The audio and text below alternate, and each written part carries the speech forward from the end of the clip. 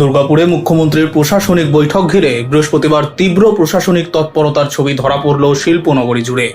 মুখ্যমন্ত্রী শুভেন্দু অধিকারী অন্ডাল বিমানবন্দরে পৌঁছানোর পর সড়ক পথে দুর্গাপুরের সিটি সেন্টার বাসস্ট্যান্ড এলাকায় আসেন। সেখানে দুই বিধায়ককে সঙ্গে নিয়ে খোলা গাড়িতে র্যালি করে তিনি সৃজনী অডিটোরিয়ামের উদ্দেশ্যে রওনা দেন। পরে সৃজনী প্রেক্ষাগৃহ প্রবেশ করে প্রশাসনিক বৈঠকে যোগ দেন তিনি। এই বৈঠককে কেন্দ্র করে সকাল থেকেই নিরাপত্তা ও প্রশাসনিক প্রস্তুতি ছিল চোখে পড়ার মতো। শহরের বিভিন্ন গুরুত্বপূর্ণ মোড়ে মোতায়েন করা হয় পুলিশ বাহিনী। সৃজনী চত্বরে ছিল কড়া নজরদারি ও নিরাপত্তা ব্যবস্থা। আজকের প্রশাসনিক বৈঠকে পূর্ব বর্ধমান, পশ্চিম বর্ধমান, বাঁকুড়া, বীরভূম ও পুরুলিয়া এই 5 জেলার জেলা শাসক, পুলিশ কমিশনার ও শীর্ষ প্রশাসনিক আধিকারিকরা উপস্থিত ছিলেন। পাশাপাশি নবনির্বাচিত বিধায়ক এবং রাজ্য মন্ত্রিসভার কয়েকজন সদস্যও বৈঠকে অংশ নেন।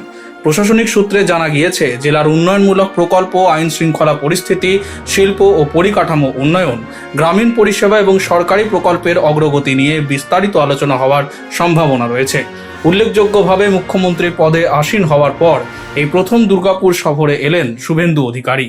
ফলে তার এই সফর ঘিরে রাজনৈতিক ও প্রশাসনিক মহলে বাড়তি আগ্রহ তৈরি হয়। পরে আপনাদের কথা বলবেন আলোচনা শোনার পরে। তার পাশে আমরা সবাইকে পশ্চিমবঙ্গ সরকারের পক্ষ থেকে, আমার পক্ষ থেকে bureau report, street voice digital.